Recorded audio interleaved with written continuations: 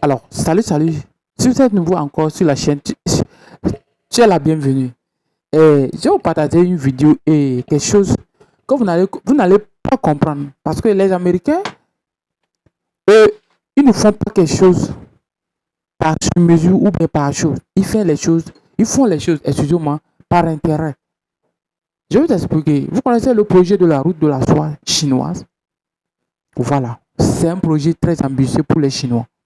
Et c'est un projet qui, d'abord, va être là, la construction des chemins de fer qui va relier tous les pays qui sont autour de la Chine, qui va relier avec des grands bateaux à travers l'Afrique et à travers, comment on appelle-t-on, le monde. Et ce projet ne plaît pas aux yeux de Washington.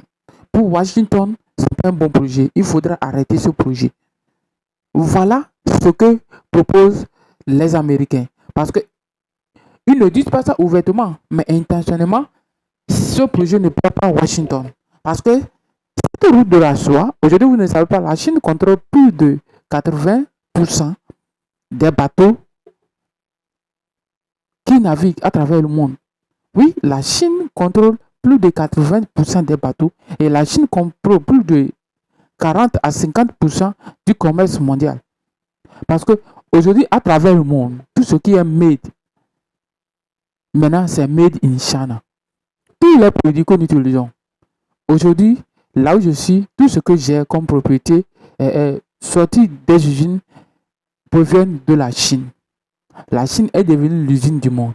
Et pour Donald Trump, les républicains aux États-Unis, à la Maison Blanche, ce n'est pas une bonne chose. Pour arrêter ça, il faudra arrêter que la Chine fasse sa progression en Amérique latine. Parce que l'Amérique latine constitue un grand marché autour de, je parle de 500 millions d'habitants.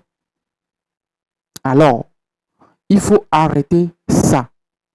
Et pour arrêter ça, il faut attaquer, il faut défaire ces régimes qui sont à la tête de ces pays de l'Amérique latine. C'est pour cela que Donald Trump a décidé d'intervenir au Venezuela.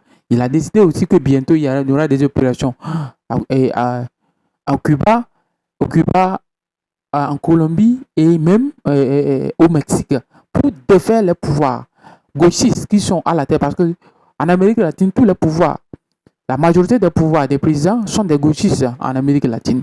Et que eux, ils ne vont jamais laisser la Chine dominer l'Amérique latine parce que l'Amérique latine constitue leur arrière-cour et qu'il faudra protéger, mettre la même main sur cet arrière-cour. Et donc, pour les États-Unis, et c'est cette situation qui, dans un avenir donné, ça pourra donner à la Chine l'intention de reprendre Taïwan. Et ça causera un conflit, ça peut causer un conflit très dangereux et quelque chose de très dangereux pour tous ces pays-là qui se disent puissance étrangère. Et ça peut provoquer une guerre même. C'est la question simple. Donc, c'est le projet Titanic pour la Chine, c'est ça. C'est de conquérir le monde à travers ces industries parce que la Chine continue pas à être industrialisée. Vous ne savez pas, la Chine continue pas à être industrialisée et bientôt, comme le marché africain est en train d'être évolué, vous allez voir que nous serons bientôt, si les pays africains ne prennent pas les responsabilités de s'industrialiser, nous serons envahis par des produits chinois. Et ces produits chinois-là, c'est grâce à la route de la soie. Construire des bateaux, de grands bateaux qui vont faire des chargements, de gros chargements, des milliards, comment on appelle ça, des millions, je peux dire des millions de matériel sortis des usines chinoises. Voilà le but, voilà l'objectif des Américains, surtout les républicains, qui ne veulent pas voir d'un bon oeil ce projet Titanic de la Chine. Donc, si tu es nouveau sur la chaîne,